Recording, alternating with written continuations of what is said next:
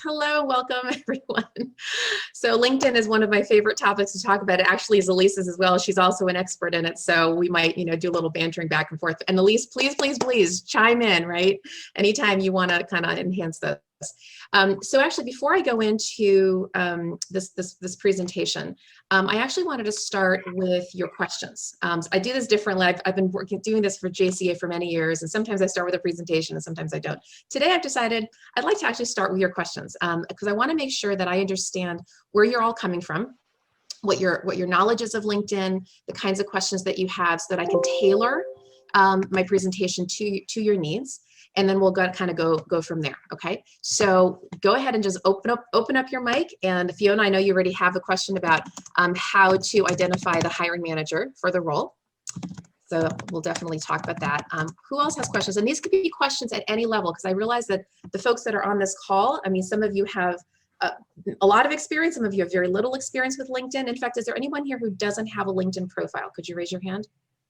One person. One. Mike, and that's okay. It's actually very normal. What about if it's old? Mine's very old. Yeah. Okay. So if you have either no profile, or you have one that's older, or you just never use it, maybe it's not filled out very much, just kind of basic, raise your hand. So Kate and Michael and Leah, is it? Okay. So a few of you. So who falls into I'll say the second category, which is you feel like you have a fairly fleshed out profile. You've connected with people, you check it out once in a while. You're not really active, but kind of fair to middling. Who's in that category? Rachel, is that it? Rochelle, I apologize. Rochelle and Anne and Liz. Okay. Okay. Would the rest of you fall into the category? Yeah, you kind of know a thing or two about LinkedIn, and you feel fairly comfortable with it.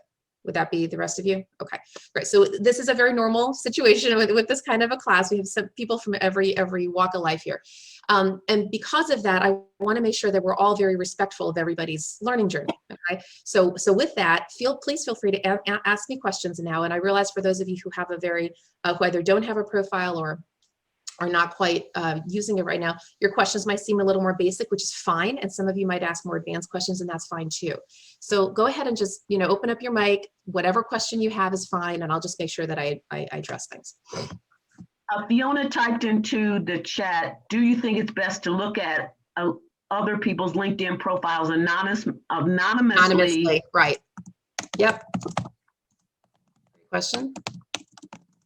Sure, I have two questions. If you could talk a little bit more about following a company on LinkedIn, which Elise has referenced as well, in terms of, ins and outs and, things to consider when doing that. Okay. And then my second question is how to align or, keep consistent. I know it's so important to keep our resume information consistent with what we have on LinkedIn. Right. Yeah. But one of the challenges I think for us and potentially in this group is a lot of the advice around resume development was to remove dates. Not necessary. Creates a tension around ageism. Sure. But LinkedIn is not as flexible as that. Yeah. So how do we align those two? That issue across the two different formats? Great question, and a very standard question. So I'm very prepared for it. Thank you for that. Okay, great, thanks. Sure. Okay, other questions? Sarah, I have a question. Yes. Okay. All right. Yeah, I do have a LinkedIn profile.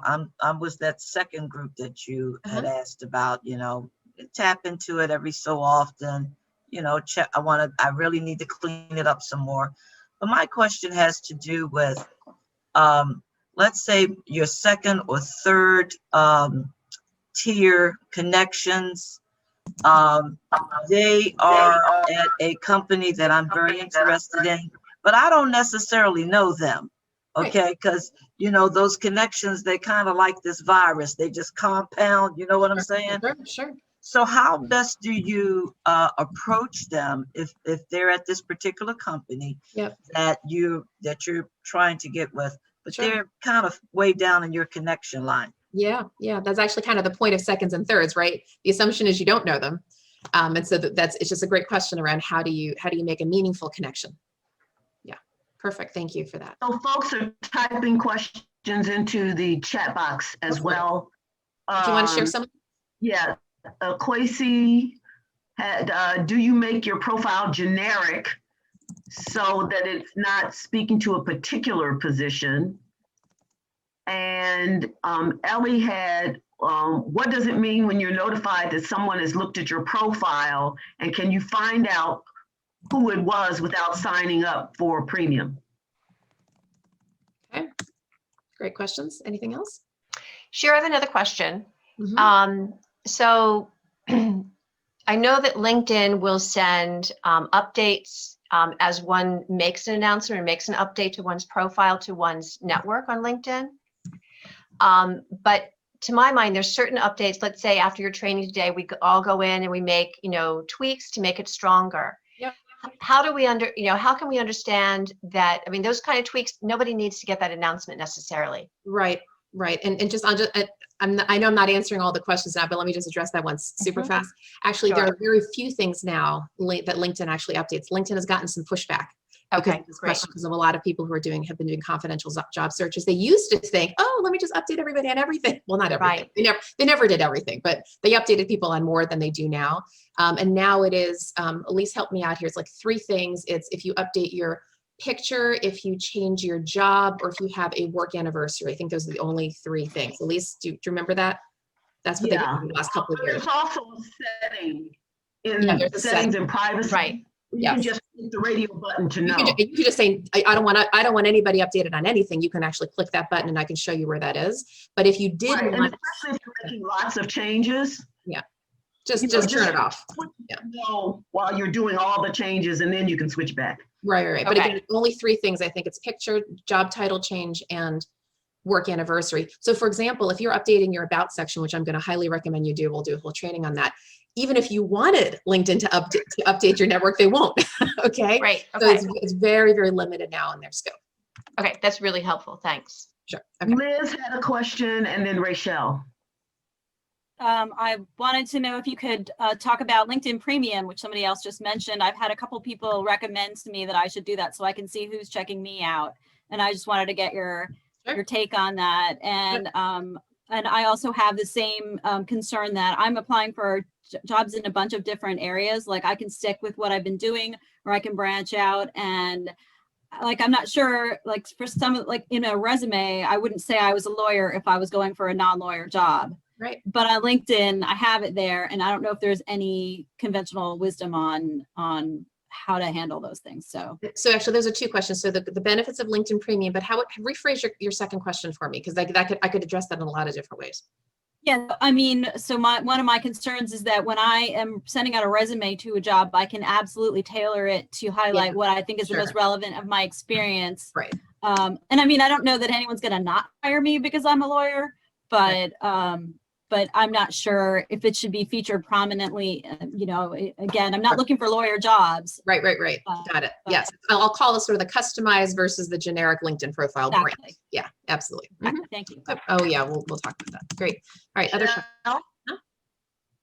I actually have the same question. So about the premium, I just recently purchased it, and I wanted to know if it was worth it. Okay. We'll address that too. Thanks so much. Anything else? Sally. Yes, I have a question. I find that when I use the LinkedIn, the jobs that sent to me are not location-wise very far out. I couldn't try to narrow it down of the location. And also, another thing is I feel that there's 100 million things to do when we're getting perfect on our LinkedIn site, so people can find us. But what are some basic things that we need to do so we can use the minimum time but get the best effort out? Yep. Got it. Thank you. Good question. Thank you. Yep. Is there any publication out there that you recommend for somebody that wants to start with the very basics of LinkedIn and sort of have a reference guide? It's a great question, actually. Elise, I'm not, since I only do my own trainings, I'm not really hip on the publications. Are you, Elise? No, I can't think of anything. Although I do know someone who came out with a book recently. I'll check it out on Amazon and see. I'll check out her book and see if it's one I would recommend. I know a couple people who just came out with books, so I'll try to have an answer for you for that by the end of the session, Laura. Okay. Anything else? I just would like you to address generally career transition and Oh, how yeah. that works. I Oh, think we've touched on it, but Oh yeah. some more. Absolutely. Yep. I actually have a very good example of that for you. Good. Another question, Shira. So I get messages about trainings that LinkedIn is offering. Are there particular trainings that you highly recommend and others that you don't? Yes, it's the same question as before. I'm actually not very familiar with, Okay. I don't keep up to date on the trainings that the LinkedIn does. I'm sorry. That's okay. Yeah. Thanks. Sure. Anything else? Okay, great. So here's what we're going to do. So first of all, I'm going to actually start. I'm going to open up a deck, and if this is what I call a. Oh, sorry. Is this another question from Phil? When does everyone see when I have? When does everyone see when I have a conversation or respond back to somebody directly? When are conversations from one person to another?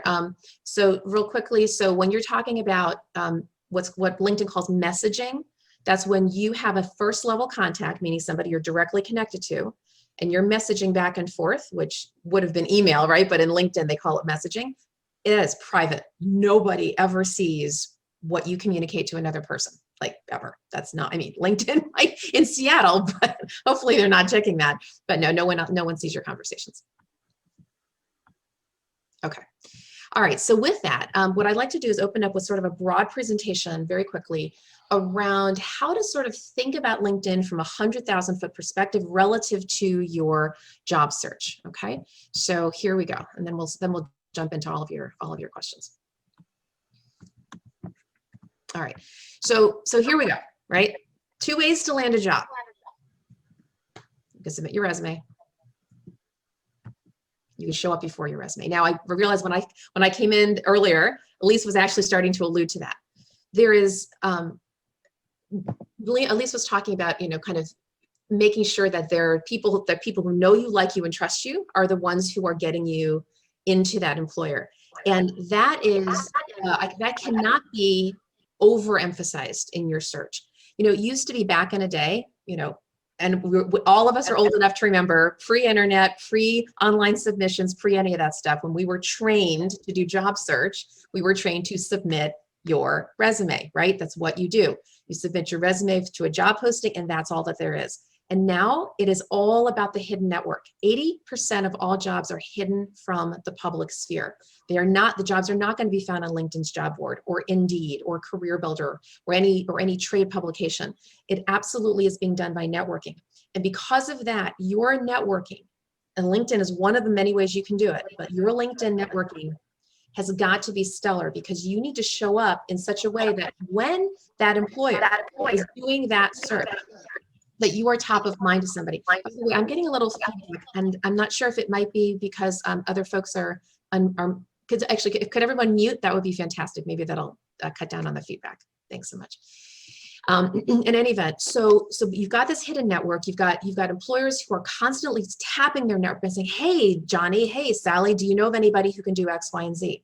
When you have a strong enough network where people think that you are top of mind, what'll happen is when that employer contacts Johnny about the director of such and such that Johnny is hiring for, and it's not right for that person, they're going to say, "Hey, call Amy.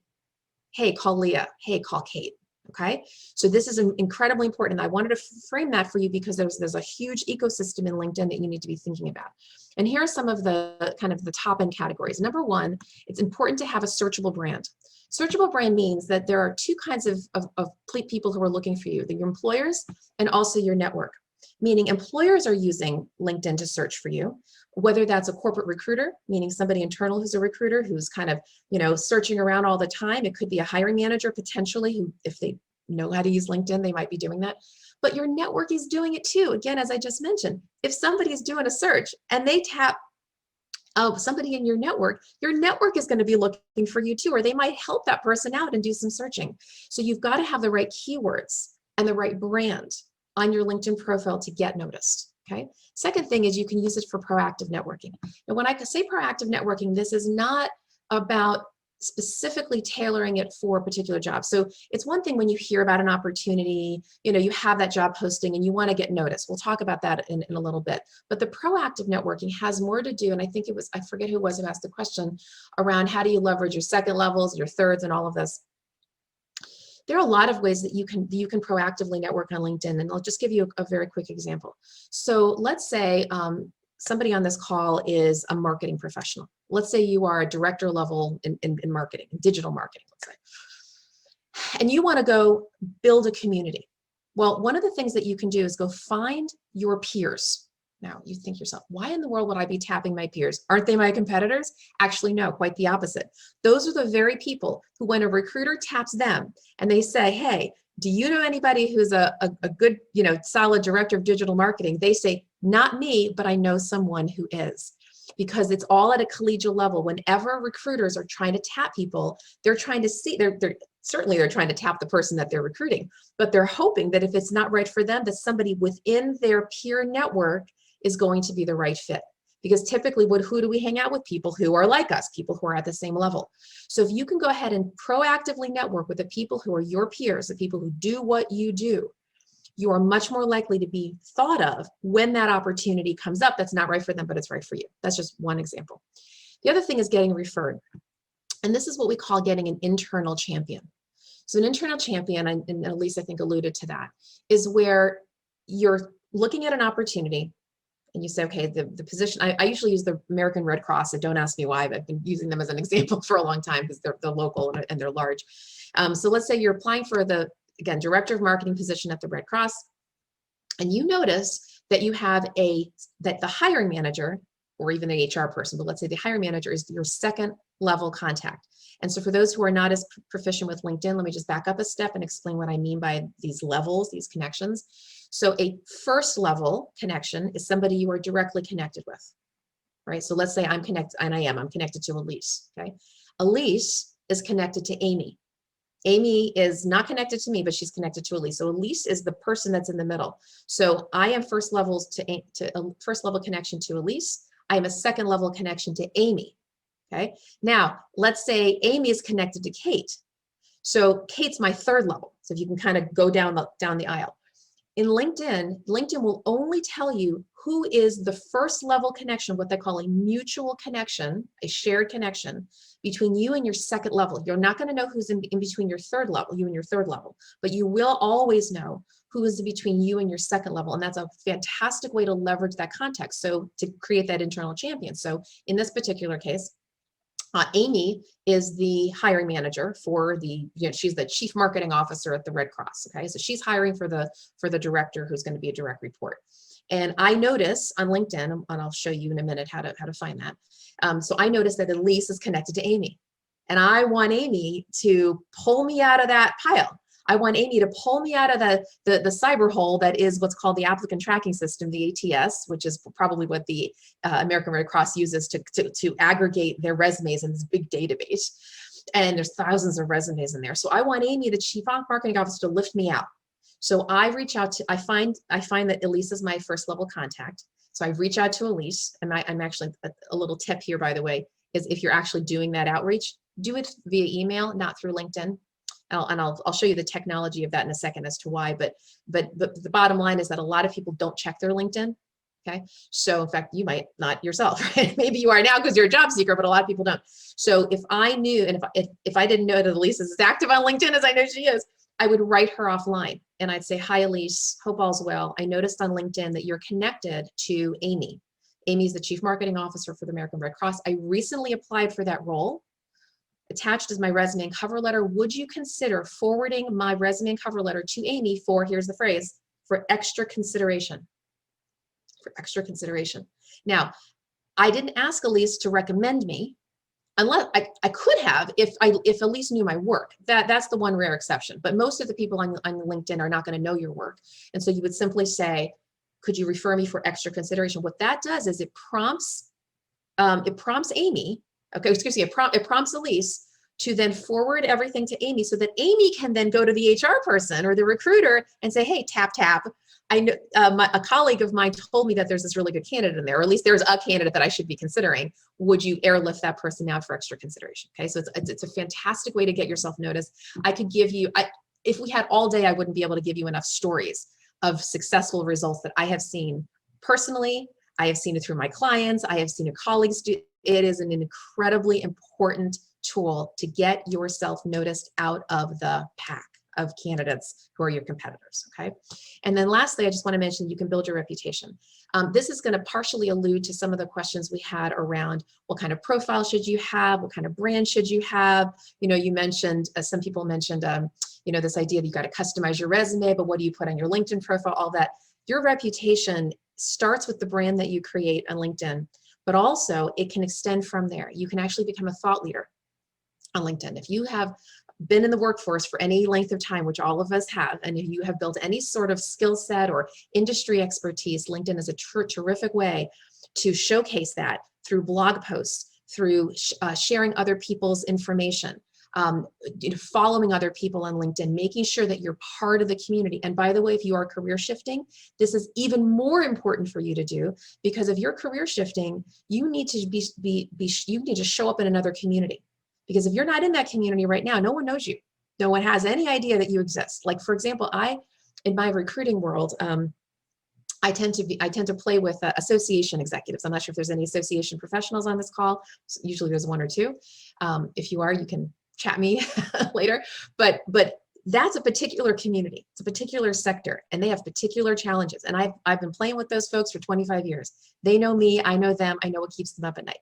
I don't play very much with the government contracting sector, with the healthcare sector, with the technology services sector. I do not show up in that community per se. I have some contacts, but I don't really show up there.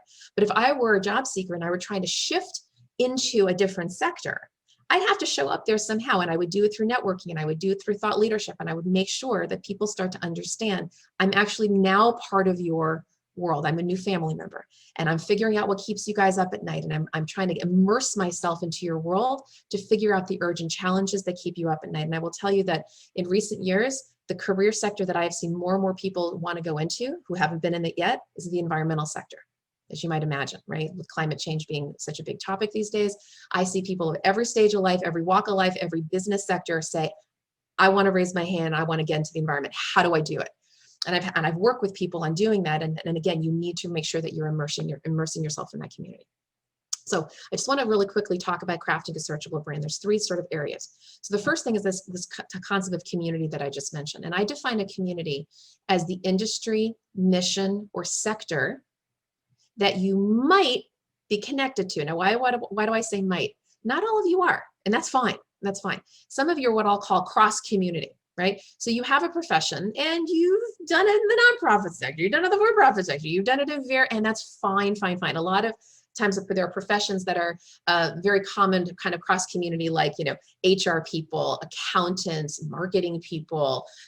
So those kinds of folks oftentimes are cross community. But some of you are very community folk. You know, like I said, associations, others of you are like, yep, that's me. I'm a healthcare person, higher education, legal, whatever, you know your community. And if you do, and if you want to stay in that community, it is incredibly important that your brand be focused on the urgent problems that you can solve and want to solve for that community. And I'll show you in your About section how you can do that. Secondly is showcasing what I call your lane. So your lane is your occupation or your profession. Think of the difference between community and lane as the community is who you serve and the lane is how you serve. Who you serve versus how you serve. It's a very important distinction because most of us don't actually think of it that way. Most people think, well, I'm a career professional and I do X. Well, actually not quite. You do X, but it might be that you do X for Y community. And when you can think of it that way, especially for those of you who are career changers, but even if you're not, it'll help to strengthen your brand, because what you're basically saying to the world is, particularly if you do have a community, here are the urgent problems that I solve for that community, and here's how I do it. Here's who I do it for, here's how I do it. The reason why that's important is because you have got to walk a mile in the employer's shoes. In fact, I'm sure many of you on this call have been hiring managers, so I would ask you to put that hat on right now. Remember the last time you ever tried to hire somebody. What were you looking for? Ideally, you were looking for someone who can do the job. Check one. That's the lane. Can you do it? Got skill set, competencies, what have you. But number two, likely than not, you said to yourself, I really would like somebody who understands our sector, who understands our members, our clients, our customers, our stakeholders, the economic environment that we're in. For example, if you're in higher education, that's a very, very different community than the healthcare sector. Now, we all know that intellectually, but if you're a higher ed person, you're trying to like bounce into healthcare, it's a bit of a challenge, right? Because the employer is trying to minimize their risk in the hire. So they're saying, well, why you, why now? Well, there are ways to make the shift, but understand that there's a difference between who you serve and how. And then finally, you want to make sure that you're writing a very compelling headline and about section in your LinkedIn profile. The headline comes right underneath your name. So you've got your name, right? And right underneath it, you've got a bunch of characters. I still to this day have to figure out how many characters you have. It's not that much, but it's more than you think. Where you're saying something meaningful, dare I say aspirational, to let the world know this is my brand. This is who I serve. This is how I serve. So for example, so let's say you're in the nonprofit, community, right? Well, anybody who's in the nonprofit community knows that that's a very, very generic concept. There are lots of different kinds of nonprofits, 501c3s and 501c6s and charitable, all these different think tanks or all these different groups. Well, you have to be pretty specific in terms of what is the community that you're all about if you have one, especially if you're aspiring to be in one. Because if you are aspiring, you can actually say that, aspiring environmental leader. You can mention the kind of lane that you have, the kind of skill sets that you have, but you want to make sure that your community is also connected to it. And again, I'm going to show you examples of all these things, but I need you to be thinking in terms of your brand, because your brand needs to be what I call, it's sort of this broadly narrow thing. Like, what in the world does that mean? Broadly narrow. It has to have some definition to it so that people know you're not just looking for any job, you've got some definition, but it has to have a little bit of breadth, a little elasticity, so that you have some flexibility within it. So you don't necessarily have to get too specific, but it definitely needs to be something that when somebody looks at your profile in a nanosecond, they say, I got it. She is focused on this kind of career, and she's also focused in this kind of community, presuming that you have one. And the last thing I wanted to share before we get into the training is one of the benefits, right, of how and why to network. So it really is about finding the people in both your community and your lane. And there are different ways to do this. So first of all, you can rekindle relationships. What do I mean by that? Every one of us has what we would call, in networking terms, we would call this dormant relationships. People we have met in the past, we've had a good relationship with in the past. It could be 5 years ago, it could be 10 years ago, it could be 25 years ago. But I don't know if you're like me, you know what it's like. You reconnect with, I've done this even recently. You reconnect with somebody out of the blue. You haven't talked to them in 20 years. And all of a sudden it's like, oh, Sally, how's it? Oh my, and it's like not a day has passed, right? Because you left on it with a good feeling with that person. So you can rekindle those old relationships. And I definitely recommend that you should, because you already have somebody in your network who trusts you. They don't have to be recent for you to rekindle it. In fact, that's the whole point of rekindling, right? Is to bring them back into your network, catch them up. You catch up with them, they catch up with you. You're building a relationship such that they're like, oh wow, Amy, it's been amazing. It's been so long. What are you up to now? How can I help you? And you find out how you can help them. It's a hugely important thing to do. Number two, you can research employers. This is not a light thing. Researching employers can be done for a lot of different reasons. So for example, it could be on the proactive side of things. You decide you are either career shifting, or even if you're not, you're simply going after a new opportunity, and you're figuring out what types of employers should I be going after. So one of the things you can do, and again, I'll show you on the tactical side when we get into the hands-on training piece. So for example, let's say you are going back to that director of marketing, you're looking for your peers, okay? Now, you're not just going to be looking for your peers for the purpose of making that kind of, collegial connection. It's for that purpose too, but here's a hidden reason as to why you want to do that. If you start looking for your peers in director of digital marketing, you start doing a search for those people. As you pull up their profiles, here's what you're going to see. You're going to see where they've been a director of marketing in this job and that job and that job. Guess what?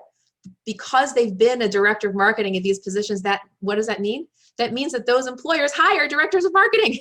Okay, they hire the very kind of position that you're looking for.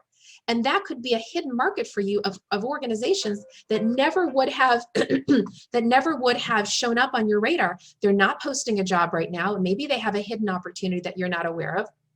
But because you have figured out that there's a director of marketing there, or there has been in the past, there's a good likelihood that that could be a prospective employer for you. But that's, again, you're researching employers. Of course, you can research employers if there is a job opportunity, a job posting that you've seen. The first thing that you want to do is pop that employer's name in the search bar. Again, I'll show you the tactics of this in a minute.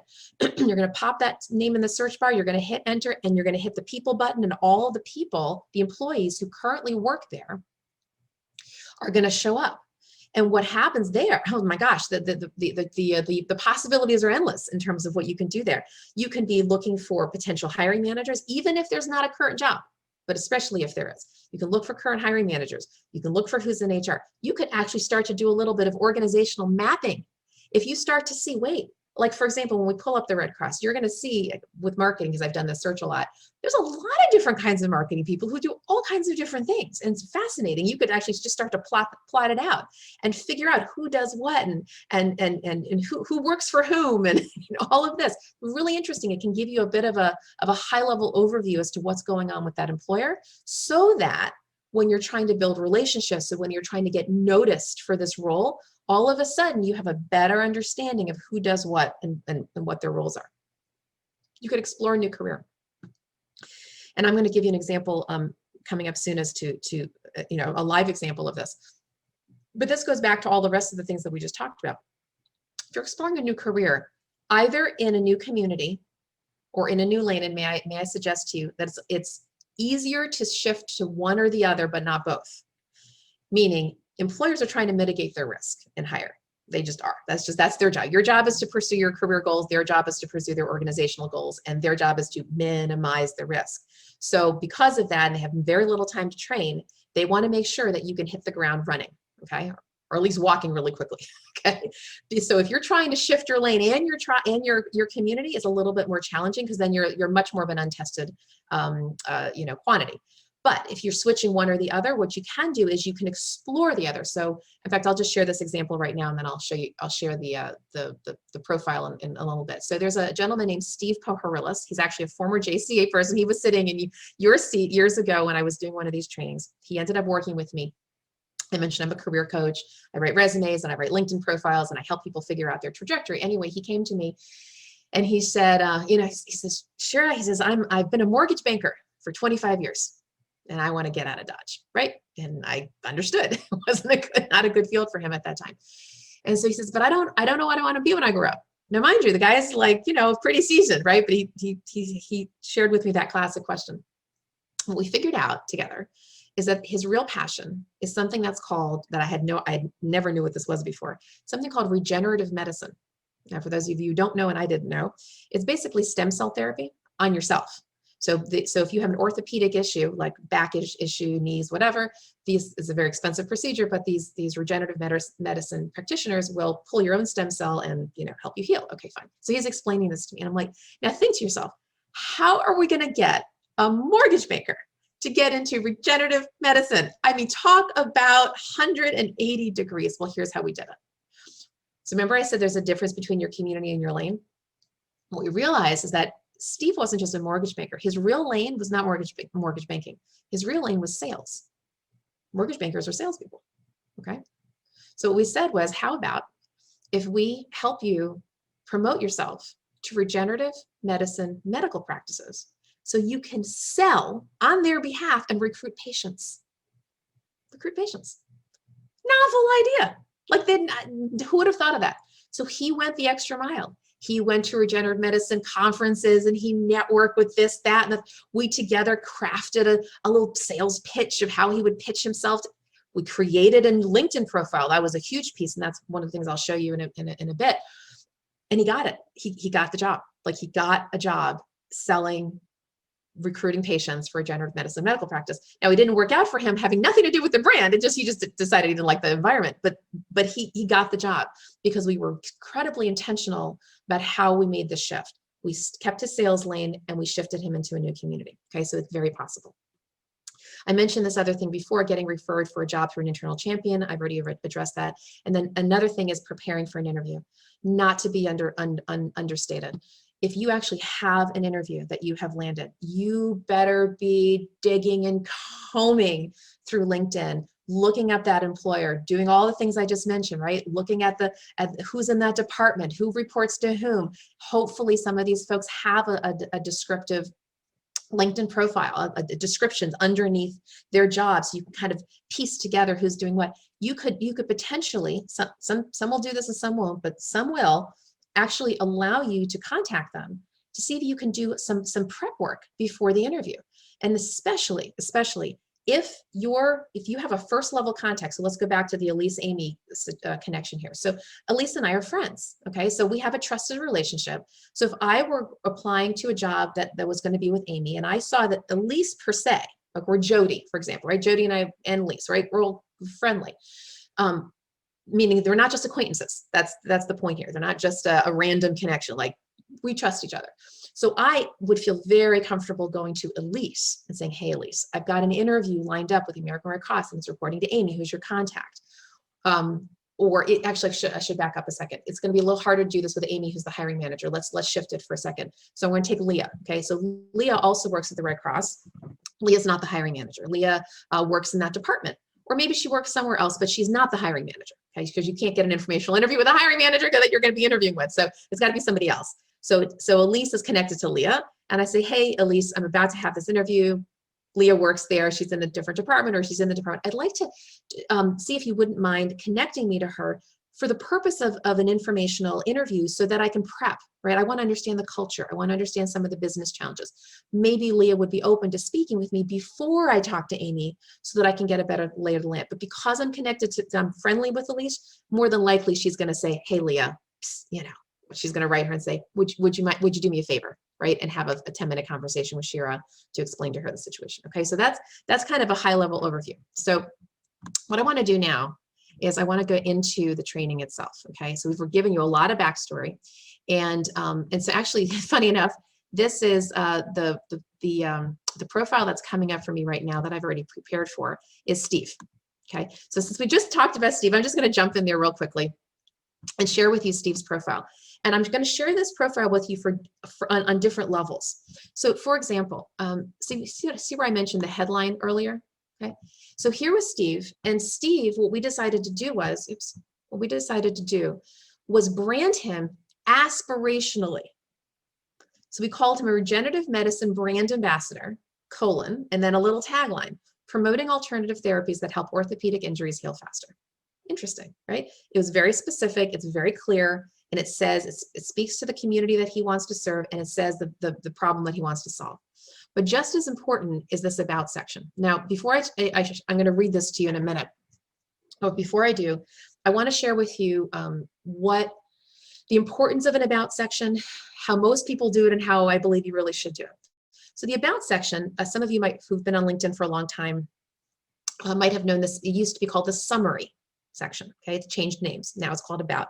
I think the reason why the LinkedIn did this, made the name change, is because back in the day when it was called summary, I think what people inadvertently translated this to mean is just almost like the summary on a resume, which by the way is passe now. You don't want to do that. But it used to be you'd have a summary on your resume, just like an objective statement or like a summary of just kind of your overarching kind of years of experience and skills and whatever.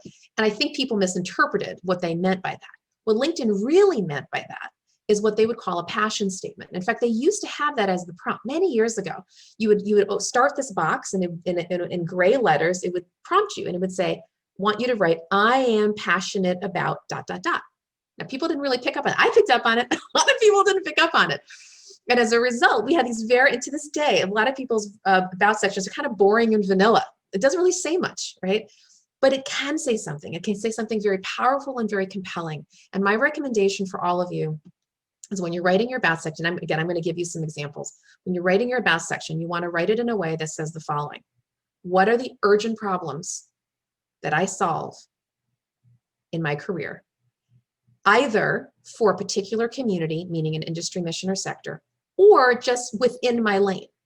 So sure, if you're solving challenges in higher ed or associations or whatever, speak to that.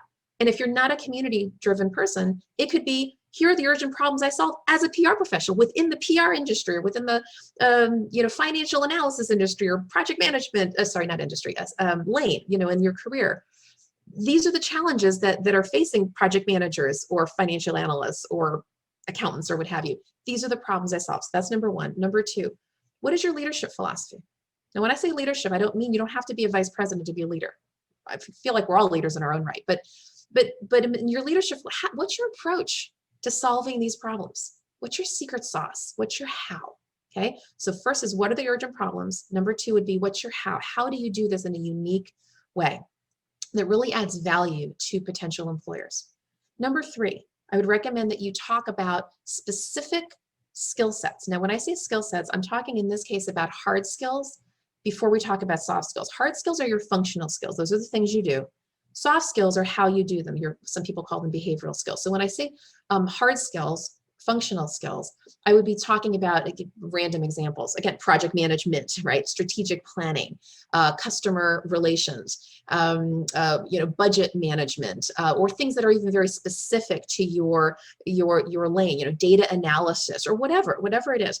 Maybe a half a dozen of those things. List out your skills, but I would also recommend that you list out the specific ways that you, your philosophy, almost like your approach. I'll just give you a very quick example. So I mentioned, you've already heard, I have at least a couple, I have my own business. I have multiple lanes, okay, bottom line. But two of the lanes you've already heard of, I'm a recruiter and a coach.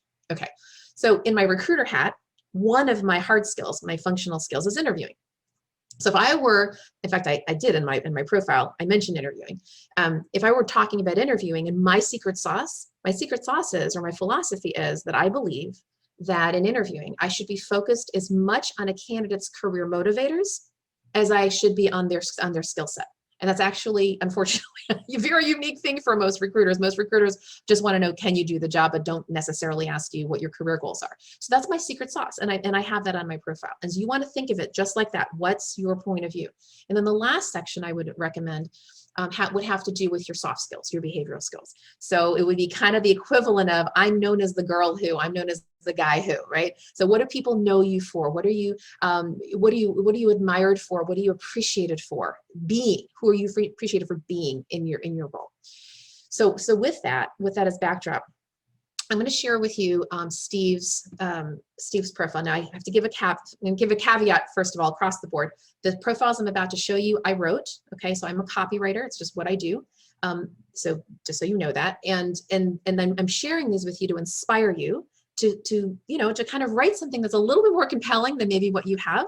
But I want to give you some options. Now, this particular about section is a little bit has more longer paragraphs than what I would normally recommend. I normally recommend kind of short and pithy.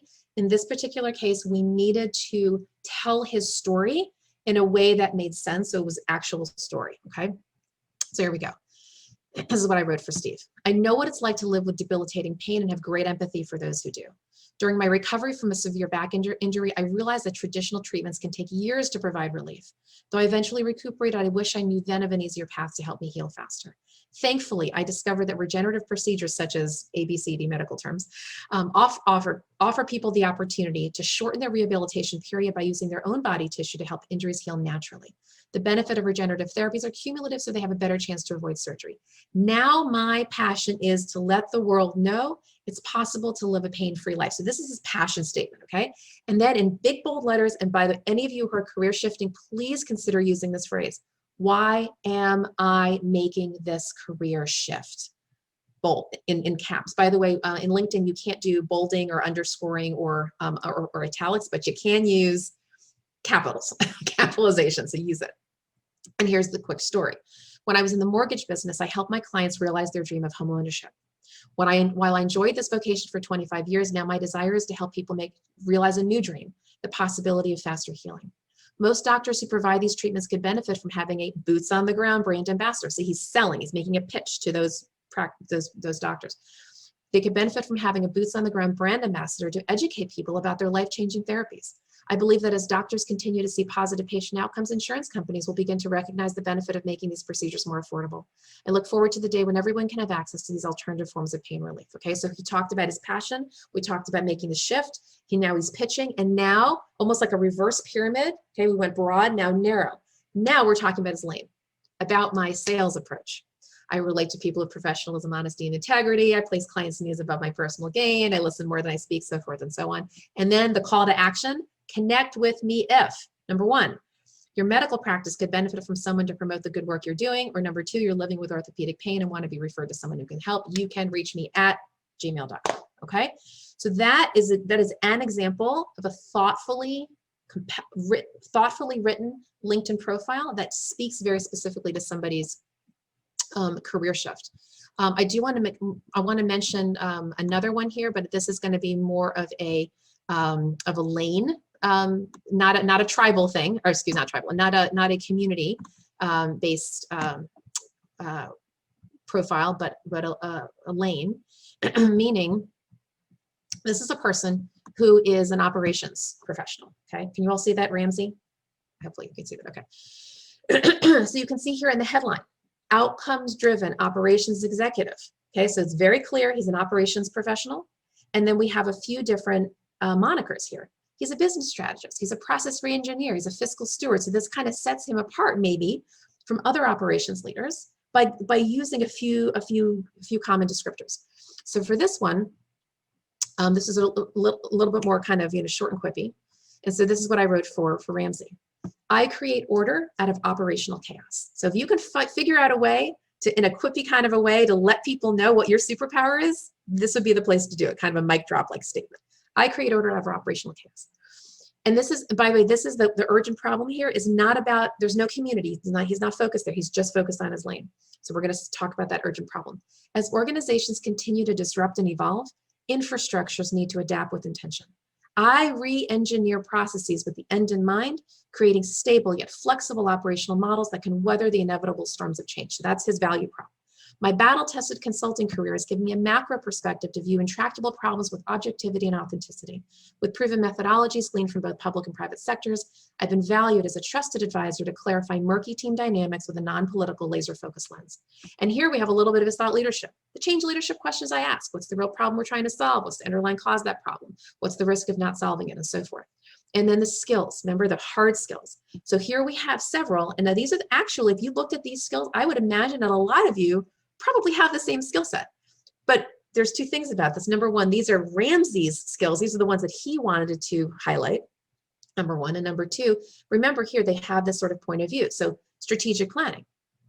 In his value prop, it's analyzing existing business practices to establish new outputs and outcomes efficiently. Creative ideation, changing the perspective on a problem to arrive at an inspired stakeholder-driven solution, and so forth. And then his leadership style, meaning kind of his behavioral skills. I encourage diverse and innovative thinking. I build teams through collaboration, trust. I empower open and transparent communication, and so forth. Okay, so you can see this is a very clean, compelling statement. It says the urgent problems he's solving, how he solves it, and draws people in. Okay, now while I'm here, I wanted to share with you. Actually, let me do it. See if I want to do it this way. Give me 1 second. So I've got other ones that I was going to pull up.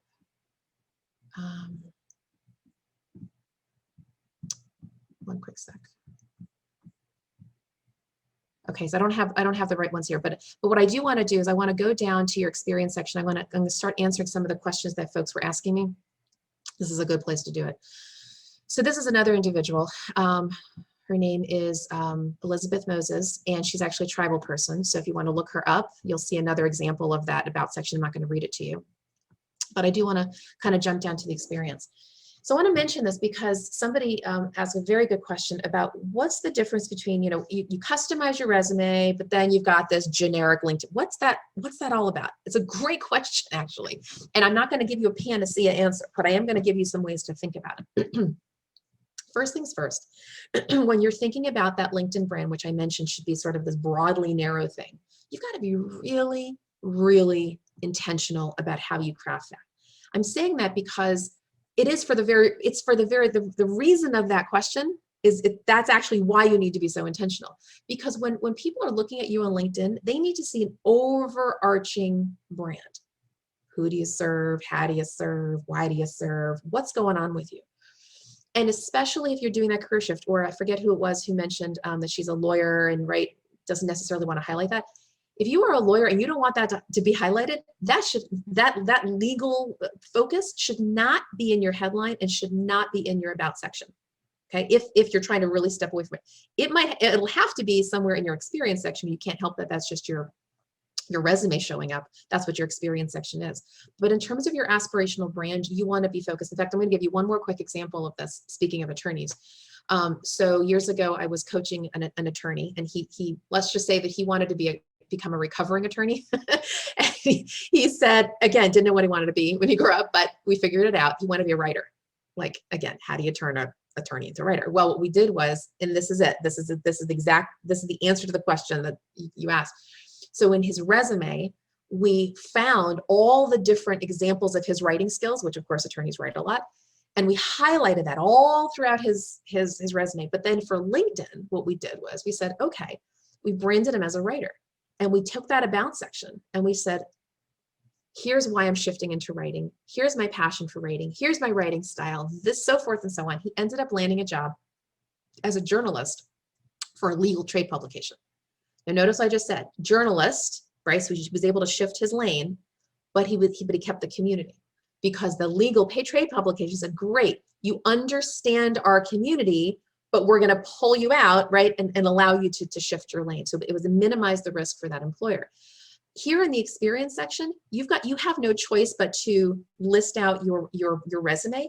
However, here's the nice thing about what you can do. And Elizabeth is not the example for this because she's not a career changer, but here's what you can do.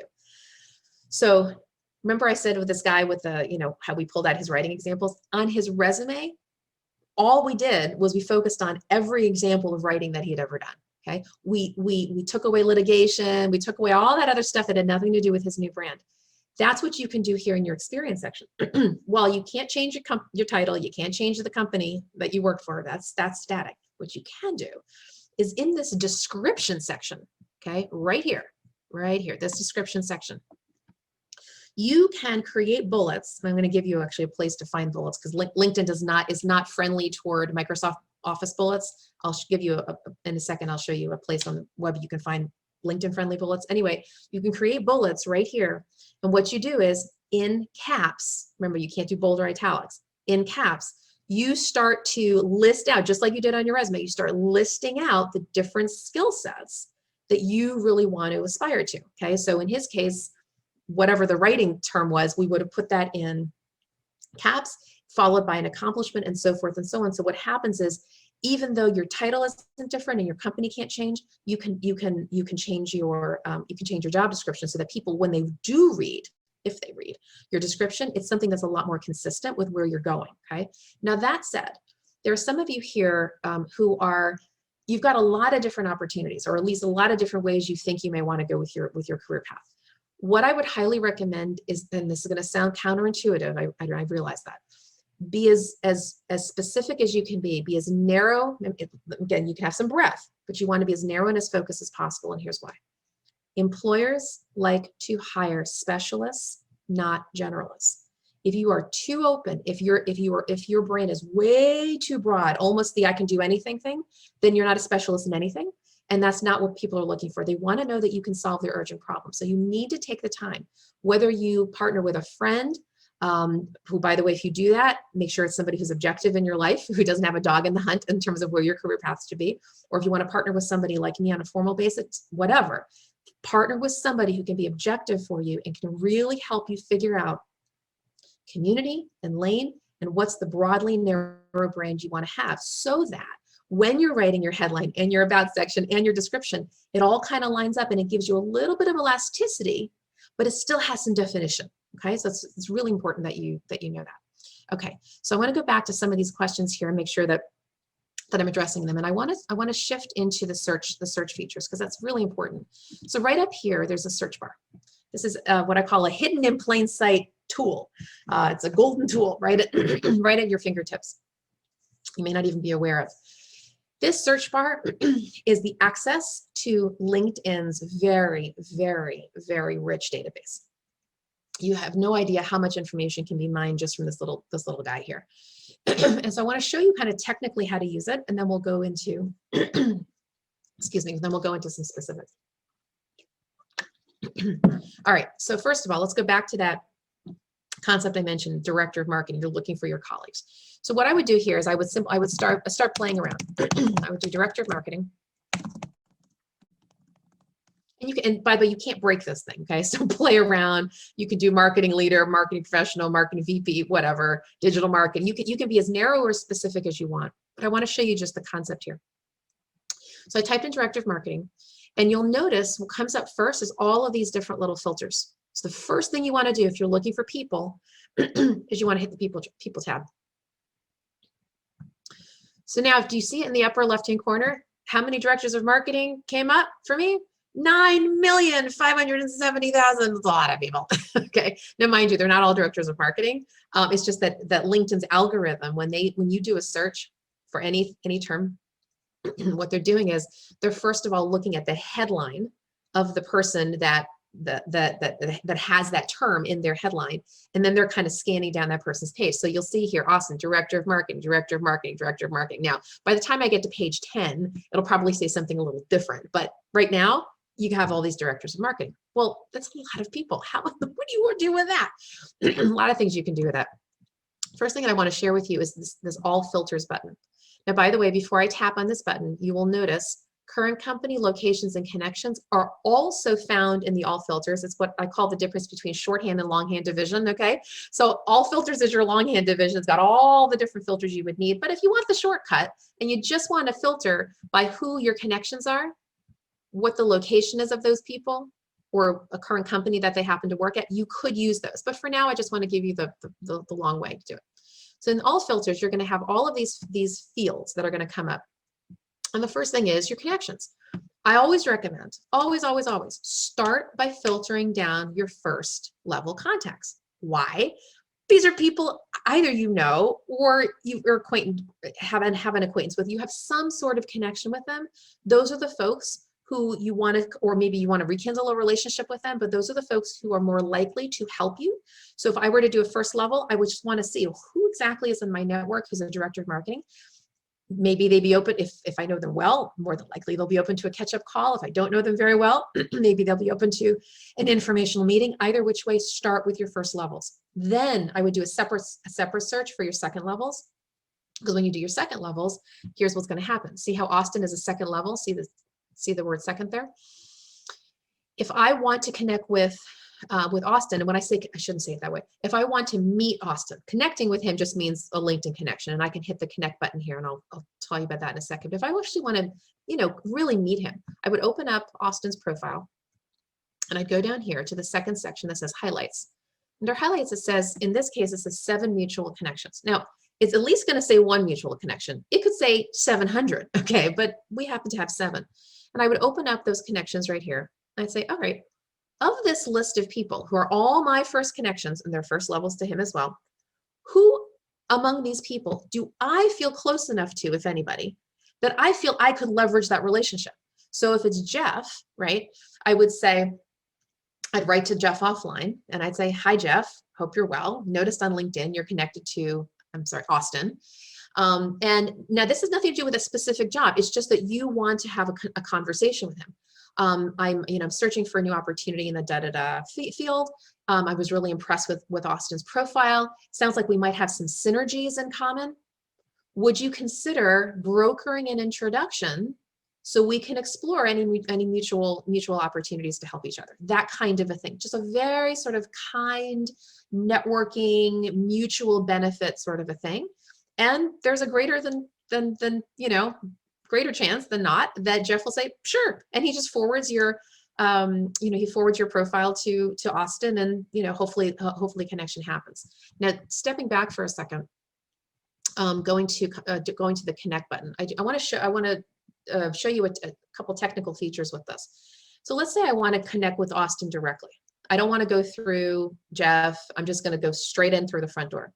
So you see this connect button here? I want to press pause and tell you about this little guy. So LinkedIn, ostensibly, they have always said that you're supposed to only connect with people that you know. Well, they don't really mean that. They really want you to connect with as many people. I'm saying like they say one thing, but they act another way. They really want you to expand your network. And the reason is, and I actually am all for it, frankly, is that they realize that the more first level connections you have, the more second levels you're going to have, and the more third levels you're going to have, and you're going to get more benefit out of LinkedIn. So how do I know that they're not that they want you to connect broadly? Because there's another place here in LinkedIn that you can actually very quickly expand your contacts, and it's not actually right here in the profile. It's right here in this My Network tab. You clicked on My Network, and you go down here. You scroll just a little bit. Oops. Here, people you may know.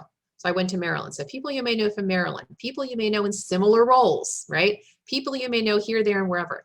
If I were to hit the connect button on this page, what would happen is it would shoot out a very generic message. It wouldn't even give me an opportunity to customize my invitation.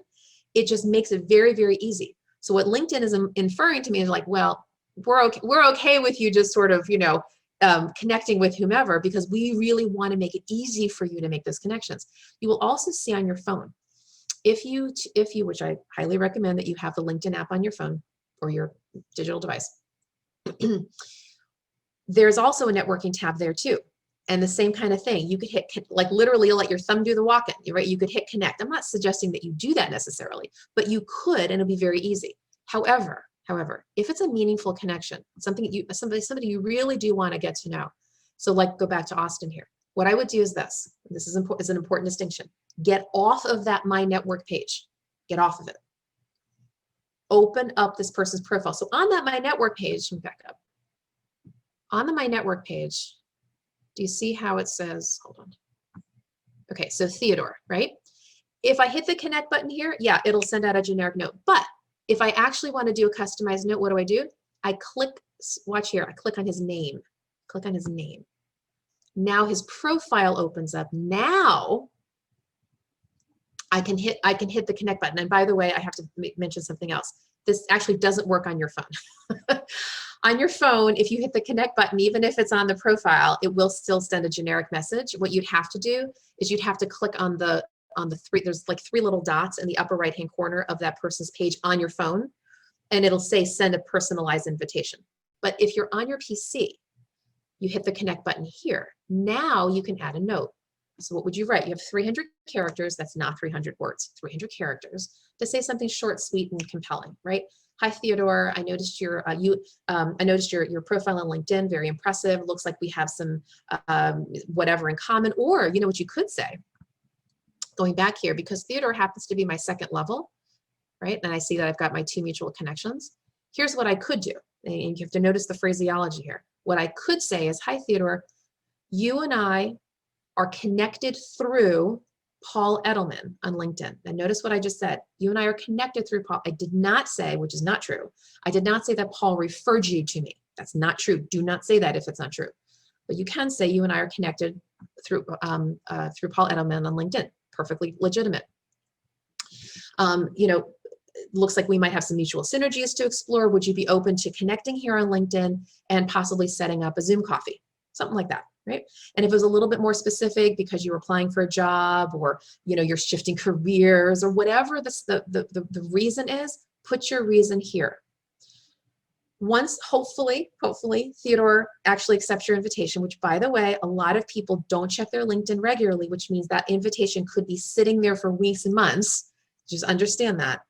What you want to do is, if you really, really want to connect with Theodore at that point and he has not accepted your invitation, then again, go back to your mutual connections and now tap Paul, okay? And write to Paul offline. Say, hey, Paul, looking to connect with Theodore. He may not have seen my LinkedIn invitation. Would you consider brokering an introduction? Okay, so a lot of ways you can kind of work around this and work with the tools, but I wanted to show that to you. The second thing I wanted to show is this idea of researching an employer. So here we go. I'm just going to put in American Red Cross, like I said I would. Now notice here, I'm going to show you the technique here. So I started typing American Red. Look what just pulled up here. a whole bunch of opportunity, a whole bunch of options. What I want to do is I want the one with the with their logo. Okay, so I'm going to click on the American Red Cross with the company. Now their LinkedIn page just pulled up. This is not their website. This is their LinkedIn page. And you can see here where it says see 26,128 employees. You can click on that. Oh, before I jump in there, here's the follow button. Somebody asked about following. Okay, you can follow the. I'm going to stay here for just a second. I'm sorry, I'm bouncing around. But here's where you can follow. Right, you can look at all the different tabs that they have, their overview, what their posts are. Right, if you want, you can share it. You can comment. So if this is somebody asked about following, you would treat the organization like a person, right? Because the page kind of looks like a person. You follow them, you look at their posts, you comment on their posts, you can look at the jobs that are here. You can, right? You just kind of go through anything. If you're really, really interested in them, you can go through all of these different tabs and kind of see what they're all about. All right. So that's the following thing. But anyway, if you wanted to find out who was there, you would click on this employee section. Now, most organizations are not going to have 26,000 employees, so it's going to be a little more refined search. But in any event, this is what you would do. Now, what do you do from here? How do you find people? Well, there's a couple ways you can do it. You go back to the All Filters tab. Now, earlier I shared with you that one of the All Filters is the first, second, and third levels. There are other things you can do down here. You can search by location. And by the way, if you do not see the location here, you can always say add location. Because the thing with LinkedIn is that whenever they share with you anything in the filters, they're only pulling up the top, usually top 5 of the most common of whatever that filter is. So here, yeah, DC's here, but let's say it wasn't here. Let's say pretend it wasn't here. I would just start typing in Washington, and then now that it pulls up. By the way, within the last couple of years, LinkedIn decided to merge our 2 regions together, DC and Baltimore. Now, we all know these regions have nothing to do with each other, but in Seattle, they don't know that. They have combined us officially. So you will always say DC, Baltimore now. Okay, and then right here, it's all the current company is already checked off because you're doing a search for the Red Cross. So they've already checked that off for you. You don't need schools. Now, industry. In this case, you wouldn't necessarily need to check the industry box, but I'm gonna press pause here for a second. Let's pretend for a second we weren't doing a company search right now. Let's just say we were searching for people in your lane. Okay, so project managers or operations executives or whatever it is, the kind of person. What you can do here is you can, if you have like thousands and thousands of people you're trying to filter down, you can use the industry button. Now, industry is interesting. Whenever you create your LinkedIn profile, LinkedIn requires you to list an industry. But some of you don't have an industry. Some of you don't have a community. You're just a lane person, right? But they still force you to do it. So you have to use a little bit of kind of detective work to think about, walk a mile in the shoes of the person that you're looking at, that you're trying to find. How might they think of themselves? So for example, and this is, recruiters have to think about this all the time. So I'm going to put my recruiter hat on now. And so right now I'm doing a search for an executive director for a national association. It's a medical society, okay? So I know that I'm looking for people who are, who are executives, who are association executives. I'm also looking for people who are in the medical society world, which doesn't mean a medical organization. It just means an association whose members are in the medical profession. So I happen to know, because I know these folks, I know that 99 times out of 100, if I'm looking for an association executive, you know what industry they're going to use? The one right here, nonprofit organization management. There is no association industry, there's just nonprofit. But let's say I didn't know all of the possible industries that LinkedIn has. To see if you can add an industry, well, what do you put in there? LinkedIn has some very defined industries. They've got like 30 of them or something. Here's where you find it. You go to your home page, okay? Either you can hit the home button or you can hit the in button. It's the exact same thing. Hit your home page. Now, this is my home page, my LinkedIn homepage. I would click on my picture. That's step 1. Now it's going to take me to what's called the editable page. Editable meaning you're going to see these little pencils all the way down the page where you can edit your profile. So I'm going to look at the one right here in the upper right. Click on that. I'm going to scroll down a little bit. Right here. See where it says industry? tap on, drop down there, and now all of a sudden you see all of LinkedIn's industries. Okay, so take a look at that offline and try to think about, well, okay, if I'm looking for this kind of person, whoever it is, intuitively, what might be the different kinds of industries that they might ascribe themselves to? So as you look down here, what you'll notice is that, yeah, LinkedIn calls these things industries, but there are a few of them that actually double as a lane, double as a profession. So one of them, for example, is marketing. So here we go. See, marketing and advertising. LinkedIn thinks of this as a marketing and advertising agency, but actually marketing and advertising people will use this as their industry, but it's really their profession. I happen to know that, right? So when I'm looking for a marketing person, I'm looking for a marketing person in an association, I'll do two different searches. I'll do one with the industry that's nonprofit and one for the industry that is marketing and advertising, because I know that they might be interchangeable. Okay, so you've got to be thinking about this very creatively so that you can find the right people. Okay. Okay, so let's get out of there for a second. Okay. All right, I want to go back to these questions because I want to make sure that we are addressing everything here. Let's shift for a quick second to what I'll call, we'll look at the settings section for a second, because this is where we're going to talk about LinkedIn Premium. We'll talk about looking at profiles anonymously, you know, that whole thing. So let's shift over. Up here in the upper right-hand corner, there's a tiny little button that says Me. There's a little picture of yourself. I'm going to drop down there, and you're going to go into Settings and Privacy. Now, there is way too much information here for me to go through in a training, but I did want to mention a couple of things. So you have here account preferences, sign-in security, all of these different tabs. If you look at visibility, okay, so visibility, there's a lot of different sections you can go in here, but one of the ones I wanted to mention is the one right at the top, and it's called Profile Viewing Options.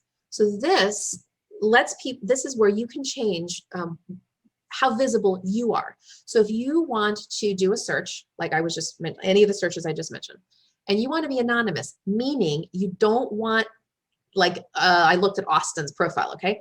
So if I don't want Austin to know that I'm like stalking him on LinkedIn, which is a perfectly acceptable thing to do, but there was just no need for him to know that. I would click here. Now, I've already made myself anonymous because I do lots of trainings and recruiting, and there's really no need for people to know that I'm looking at them.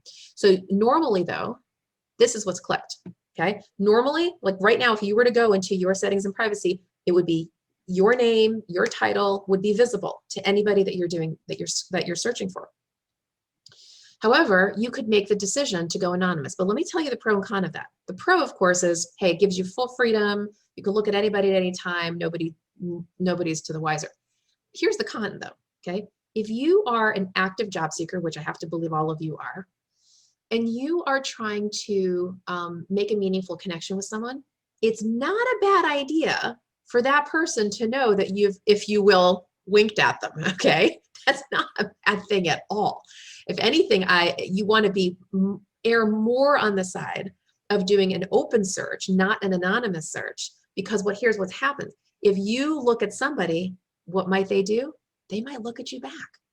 Isn't that a good thing? Isn't that good for them to go ahead and look at your profile? You're looking at theirs. You're doing it by intention. It'd be really nice for them to look at yours and say, oh, Kate, wow, never heard of her before. What's she all about? Who knows? They could reach out, okay?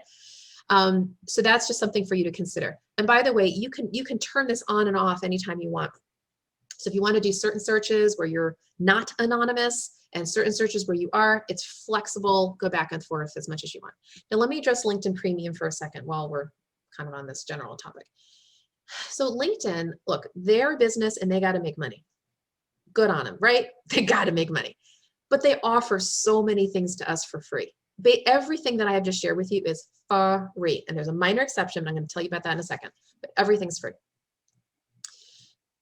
But of course, they would love to get your money, right? So they offer these premium packages. And one of the ways that they kind of entice you into taking premium is what I call an itch scratching concept. What in the world does that mean? Itch scratching, meaning we are in this sort of social media world right now where it's, ooh, I want to see who looked at me. I want to see if people like me. Okay, so what they do is they entice you by saying, hey, We're going to offer you premium, and for premium, you're going to get to see who's looked at you. Now, of course, presuming it's not anonymous, okay? If you don't have premium, you can't see that feature. But to me, it is not worth it to pay 50, 60, whatever bucks a month just for the privilege of having to see who's looked at you. Because here's the thing of it, just because they've looked at you doesn't mean they're going to do anything with your profile. If they've looked at you and they want to connect with you, they're going to connect with you whether or not you know it. So knowing it is not going to add to your life at all. It might, again, scratch an itch, but that's not going to really help you much. That said, there is one reason and one reason only that I believe, and I believe Elise agrees with me on this because we've had this training before, that you should consider LinkedIn. And that's as follows.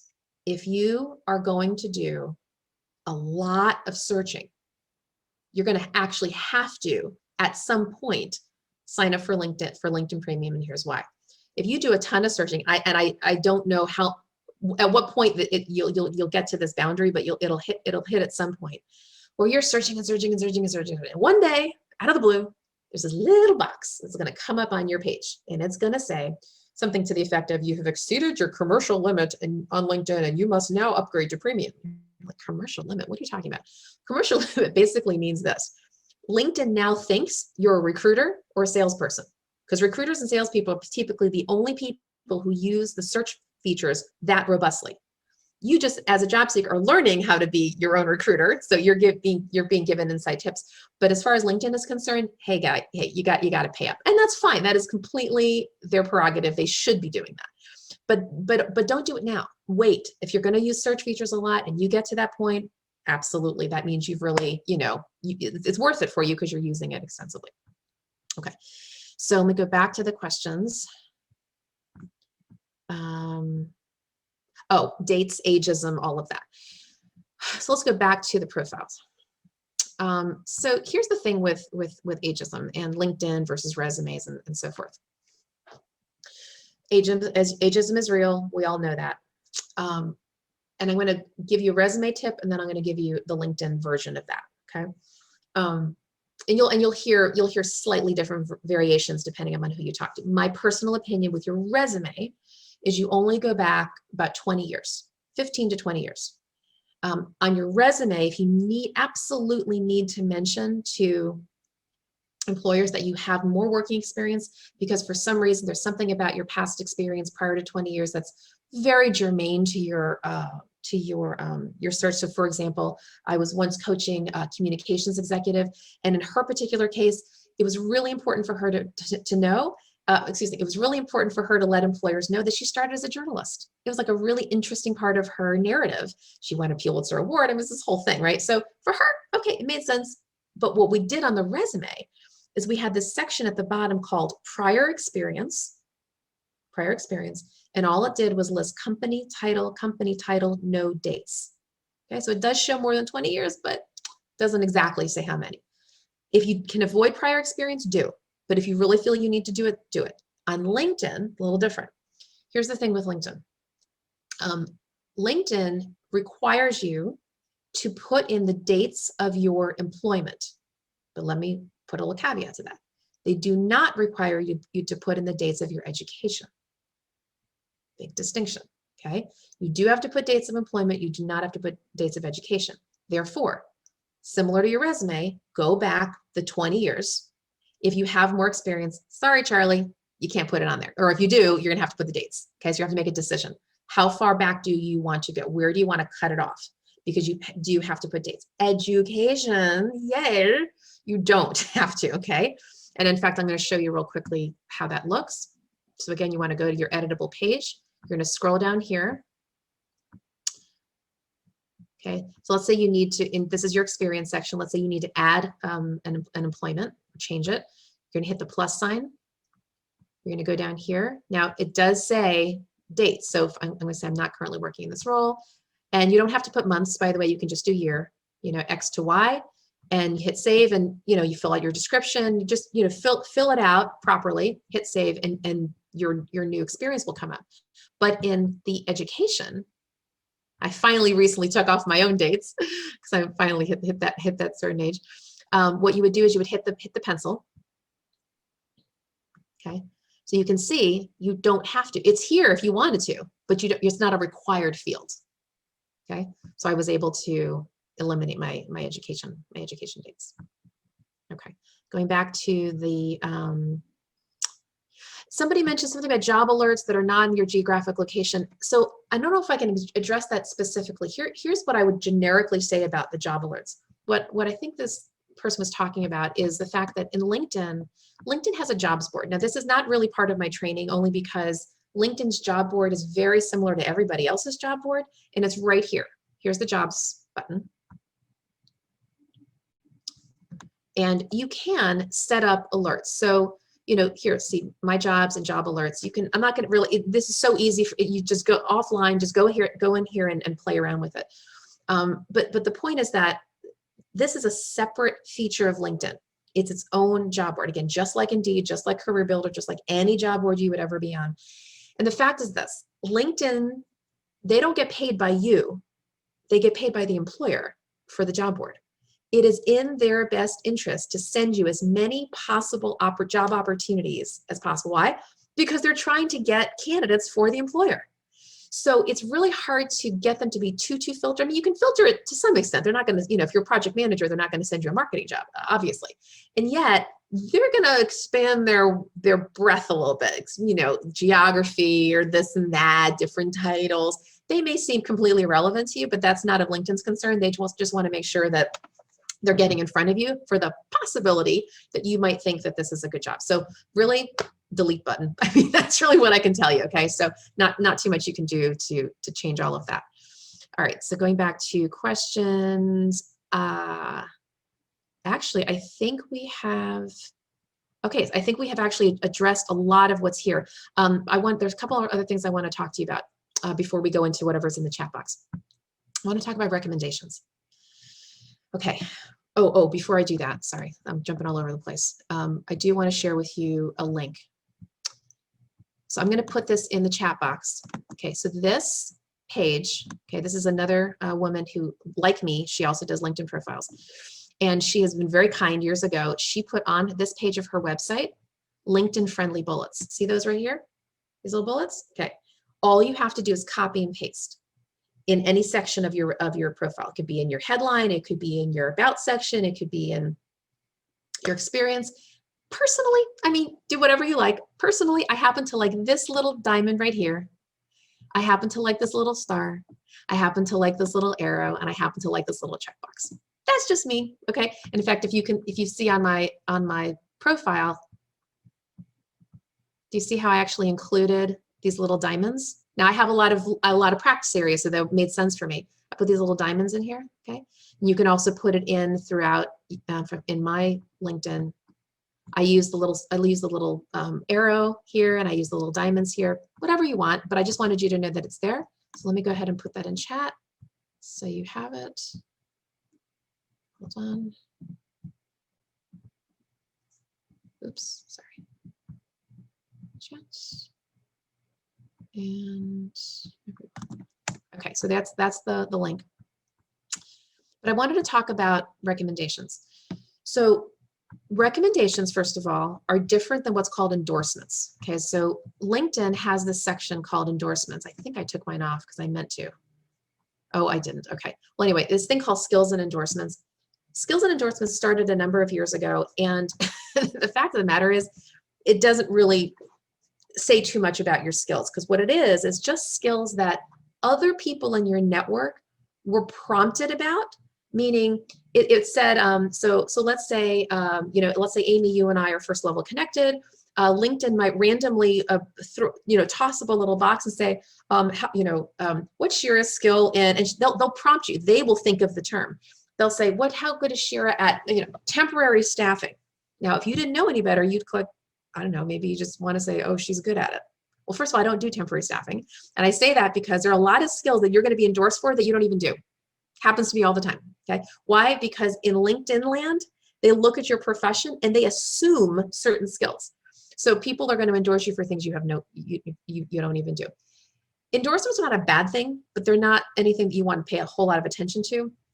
It has been said, and I think Elise confirmed this in last time we talked, that supposedly, the more endorsements you have for a particular skill, potentially LinkedIn's algorithm will look at that and kind of bring you up, to bring you up higher on a page when someone's doing a search for you. That is certainly potential. But to me, if you're going to spend any time on your profile, it's going to be on your recommendation section. So here's the recommendation section. First of all, you can't have too many. Let me just start with that. Get as many as you can. Number two, you want recommendations from people, and I'm going to presume that if you are a W-2 employee, a regular traditional employee. Number one, you want them from supervisors. Absolutely, if at all possible, as far back as you can just get supervisors. Next would be colleagues, direct reports, vendors, anybody who's worked with you, not a friend, not a family member, not someone who just likes you, right? In fact, I've had my own clients ask me to recommend them, and I love them, but I've never worked with them. I've coached them, I've written their resumes, but I've never worked with them, so I couldn't, in good conscience, actually write a recommendation. You've got to get somebody who really knows your work. That's the second thing. The third thing, and this is very important, you don't just want any recommendation. You want a recommendation that speaks to your brand. Because I have seen it happen where people recommend people for things, and it's a lovely, glowing recommendation, but it's actually counter to the brand that they're looking for. Let me give you an example. Maybe, just maybe, the person who you get a recommendation from, if you don't guide them otherwise, maybe they say, oh my gosh, Amy, man, is she just the most organized and detailed and structured person I have ever had the pleasure of working with. But maybe Amy's brand is that she's a creative thinker, strategic thinker, out of the box, blah, blah, blah. Yeah, she might be structured and organized, but that's not the fact that what she wants to be focused on. She wants to be focused on this, known for this other thing. So what I would recommend is that when you reach out, and I'll technically show you how to do this in a second, but when you reach out to your potential recommender, point them to your fancy new about section, okay? Take the time to write that compelling about section, draw them there. And even if you haven't done that yet, you can still guide them. You can still say, hey, Kate, who's my potential recommender, hope you're doing well. I'm looking to top grade my LinkedIn profile. I'm hoping that you would consider writing a recommendation for me. If so, would you consider focusing on X, Y, or Z? Certain skill sets, my industry experience, this or that, whatever you want them to focus on, guide them, because otherwise they're not going to know. They're just going to write whatever comes to top of mind. So here's the technical side of it. So first thing is, again, email them. Just write them an email. Or look, if they're close enough contact, you're probably on texting basis with them, call them, whatever. Just connect with them personally. Don't just do this through LinkedIn. Actually, just call them. And you would ask them, write this thing, and they'll say, oh, sure, Kate, happy to help you. Fine. Now, at the end, when they say, yes, they're willing to do it, now you want to make life easy for them, and you want to send them a recommendation request through the LinkedIn portal. They could do it proactively, but you don't want to make them think about that. You want to do this proactively. So there's two places you can find this. Number one, if you already have recommendations, like I do, you can click on this Ask for Recommendation button. Okay, so I'm going to do this. I'm going to do it this way, and then I'm going to show you the other way that you can access this. So you can ask for recommendation, and it'll say, who do you want to ask? So right now, Elise is coming to mind because I know that, oops. Elise, watch that. I forgot the two S's. All right, so I'm going to click on Elise. Select the relationship, and it's going to give you a whole bunch of ones. I'm just randomly picking one. Select your position at the time. Pick whatever it is, and then hit next. Now here, you see how it says, hi, Elise. You notice this is interesting here? Because Elise has doctor and she happens to have a middle initial, LinkedIn did, hi, Dr. Elise W. Well, that's of course not how you would write to Elise anyway. So no matter what, you would have to, take this here, right? Take this down.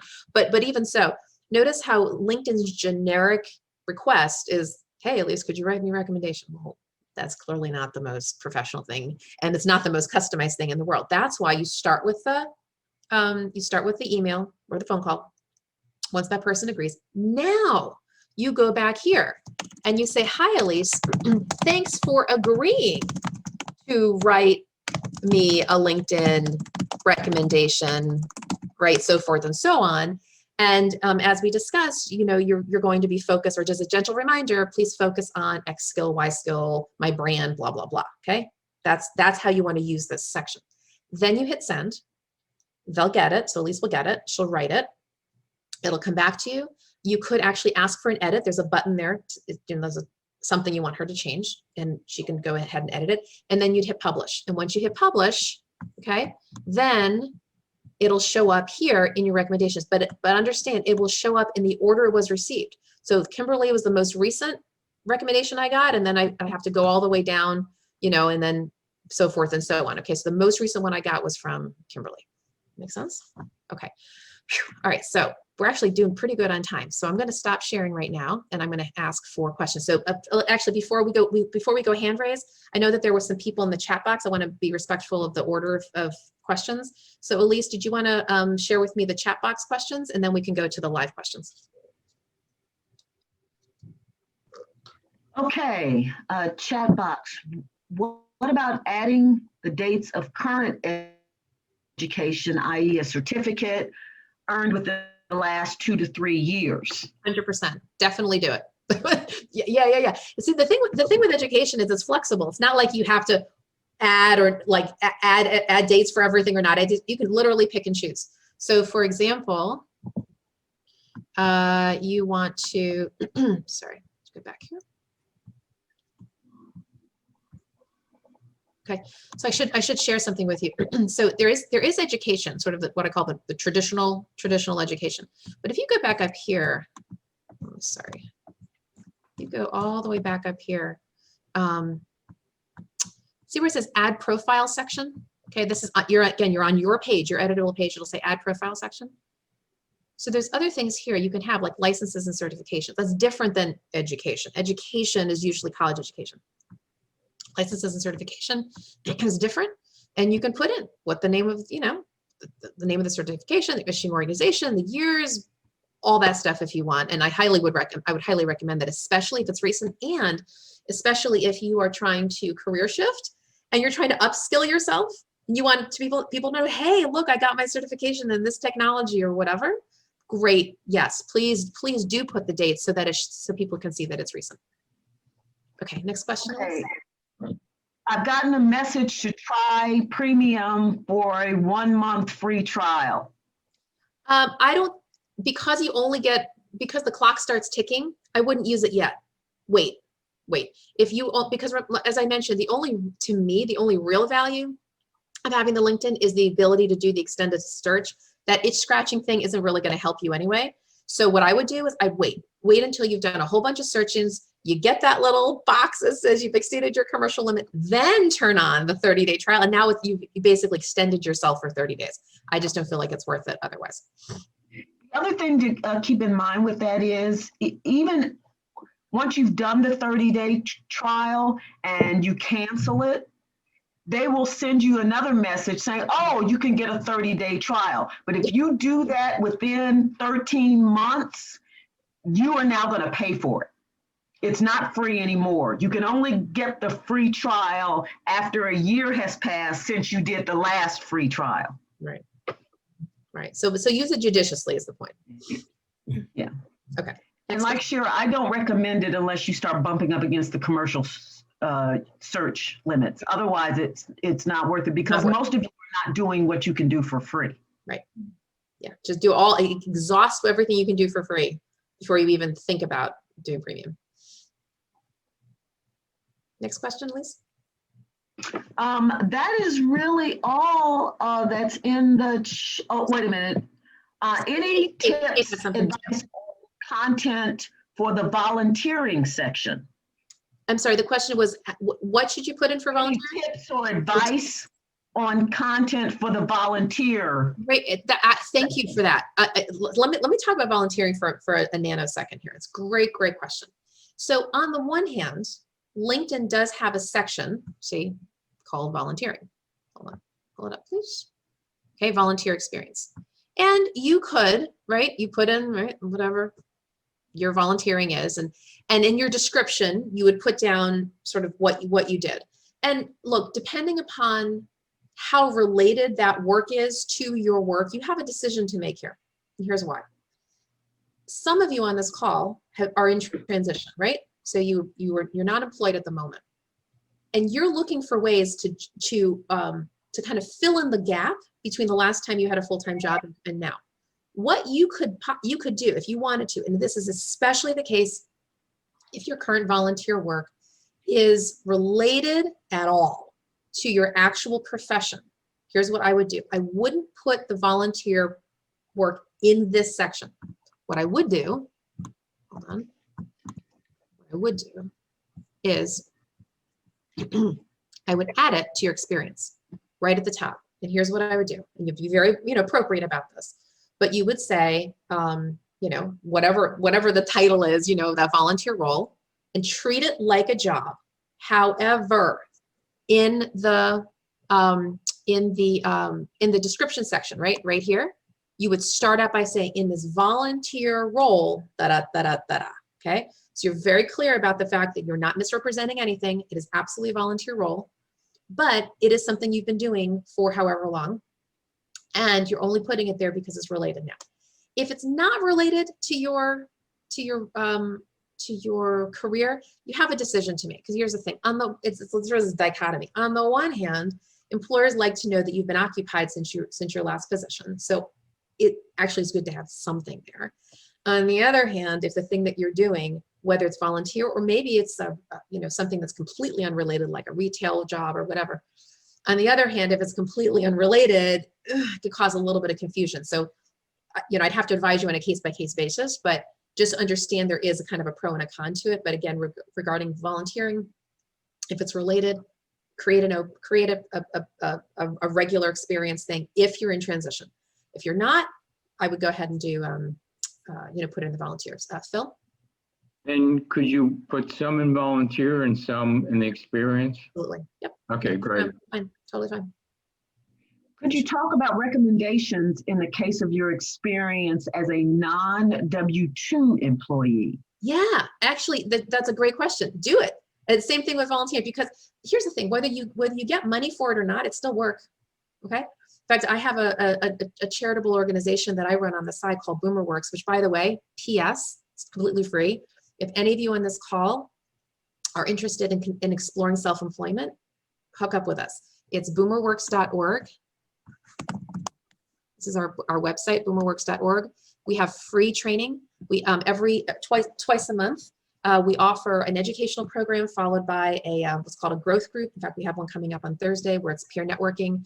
We have a training center here, which has videos of all kinds of aspects of self-employment. So I only mention that because on my LinkedIn profile, right, I actually have that as one of my, volunteering, but I also have one or two people who actually recommended me because of the volunteer work that they did with me. Okay. So to your question, if you want to have, in fact, I think it was, hold on a second. If you want to have somebody recommend you, so here's my volunteering, right? And then down here, Polly, right? She worked with me on, on that as well. Okay. So yeah, so hopefully that answers your question. Other questions? That's all the questions in the chat. All right. Any other live questions? Well, I think I know what to do, but I put in the question about the non-W-2, but I wasn't thinking about volunteering. I was thinking about, I have worked for myself for a very, very, very long time. And, so I'm just thinking of colleagues, various people who have been parts of teams with me, and there's nothing quite like a supervisor, but as a lawyer, I have a couple of judges that would write me a recommendation. So let me answer your question by actually making this personal. So as you can see, I'm in business for myself. Look at all the people that have recommended me, clients. They could have been colleagues. They could, the fact that work is work is work is work. Right. It's work. Right. Self-employed, W-2, volunteer, whatever. If somebody has worked with you closely, teammate, client, supervisor, direct report, vendor, tick off fingers and toes. They are worthy of being asked to write your recommendation, period, end. Just not a family member, friend, you know what I mean? If they haven't worked with you, then no. But if they have worked with you, all's fair game. Right. Thank you. You're welcome. The other thing about that is, she was talking about family. One of the first recommendations I got was a family member who said, you know, any company would be lucky to have Elise as an employee. Well, you cannot change the order of your recommendation. So the last one in will be the first one, but you can hide them. Yes. So if there's one that just isn't relevant, it's off message, or it just doesn't help, then you can hide it and it no longer appears. It's still there, but it's hidden. They can't see it. Right. Exactly. So you can show and hide, but you can't reorder them. The last one in becomes the first one in your section. Yeah, exactly. In fact, Can I ask a question?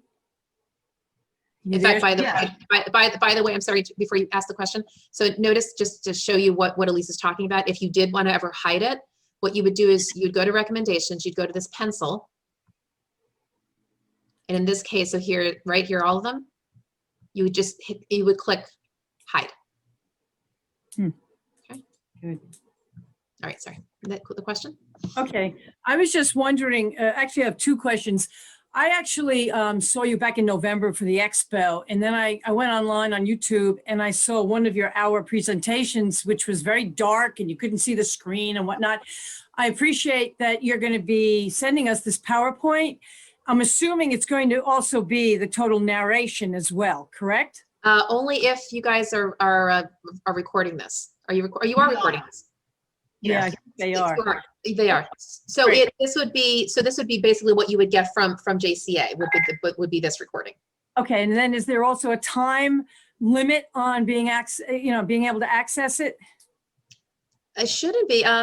Elise and Jody. You mean this video? Yeah.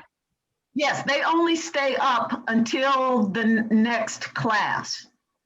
What, like next month? We only have so much space. Right. I understand. So my question then would be to Shira, have you updated your YouTube? Because that last one was pretty bad. No offense. I couldn't see the screen. So you're talking, oh, I see. Because that was the one I did live. It was right before COVID. It was my last live presentation. Yeah, so I have not done another one of these recorded. Okay. What I could do is, Elise, if we could maybe connect offline, if I can get a copy of this recording, I could work offline with somebody to have them slice up my portion. Perfect. And I can just repurpose it. So, yeah, it's a great question, because I actually thought that myself. I'm like, oh yeah, I really should record this, and I just did it because they do. You're trying to write and watch, and it's really hard. So then my other question is, I'm a career shifter, okay, and I was like a few years ago, I was an activist, and that is all about communication, but it was like going up against, one of the industries that run this country, which is the oil and natural gas industries. And I don't know if you should put something like that in. Is it a mark against me to put activism in? Well, let's put it this way. It would have everything to do, I mean, this may sound almost obvious, but it would have everything to do with the brand that you are trying to create right now. So look, if you are trying to be seen as very passionate about the environment, right, and you're on a particular side of the aisle, if you will, go for it. Okay. If, however, that is something you want to pull back on, you're going to actually have to start retracting and sanitizing your path. That completely has to do with where you're going right now. Okay, thank you. Michael. Yeah, the one question I've had, it's been one that I've had since the beginning and things like that, and I've asked a lot of people this, but if you've been out of work for a while for medical reasons or something like that, and you're trying to maybe go into a different career path or something like that, how do you address the time off and everything if somebody's going to look at that and go, well, he hasn't worked for X amount of years? Well, actually, so what you would do is you wouldn't say, well, okay. So it depends on what the reason is, but here's generally what I would say. Overcome it, like address it. And what you would do is in your LinkedIn, you can do this on your resume as well. the section would say personal sabbatical. Personal sabbatical. And then in your description section, you would be very brief about it. Please do not indicate that you had if it was you personally, that it was a medical situation, because that could trigger all kinds of discrimination issues. We don't want that at all. Okay. But you can simply say something to the effect of, took, this period from this year to this year to handle a personal situation. You could even say a family medical situation. That's fine, because you are your own family. That's fine, as long as it's family oriented or just personal. And then you can say, and as of X date, ready to return to the workforce, and now seeking opportunities in the blah blah career. So personal sabbatical, sanitize it, use the word personal, use the word family, quick, address it, and move on. Because people just want to know that they're overcoming the time that the gap that you had. If you don't say anything, it makes them scratch their head. Well, what's he doing? Right? I'd say it, but just be very, kind of short about it. Okay. How important is the all-star ranking? If it is, what do I need to do to get there? Okay, Lisa, you and I, we've never talked about this one. I don't think it's important at all. I think that's just kind of a LinkedIn gimmick to say, hey, you're an all-star. I don't see any real benefit. Lisa, you might have a different opinion. It's usually just a measure of the completeness of your profile. Yeah. And as you fill in sections and add connections, you'll get there. Exactly. And it's a pretty low bar, frankly. Yeah. Right. I've had people go from beginner, novice, starting off in a class that I've done, and by the end of it, they're an all-star. Yeah, I mean, it's like, so it's a very low trigger. Yeah, so it's really, how you have your picture and your headline and your about section and your experience section and maybe some recommendations or whatever, and like you're there. I mean, so it's to Lisa's point, it's not a big deal, but as far as achieving it, like, it's not about the thing. They're just trying to they're trying to encourage you to have a full profile. And that is to your benefit to have a complete profile. You definitely get more opportunities shown to you by LinkedIn by having a complete profile. It gives you more space to enter keywords by completing all the sections of your profile. Again, for those of us who are older, it sends a bad message that maybe you're not tech savvy if you don't have a complete profile. So there are all kinds of benefits of having a complete profile, and getting to all-star just happens to be one of them. And but the more filled out it is, why you want a complete profile. Yeah, fill it out. Again, compelling about section, the experience section, make sure that it's rich, right? It'll show, yes, it'll show your tech savviness, it'll showcase your brand. I mean, there's all kinds of, helps people find you, it helps them write keywords. I mean, there's just so many reasons why to do it. All right, so with that, I think we're kind of at time here. Hopefully this was helpful to you.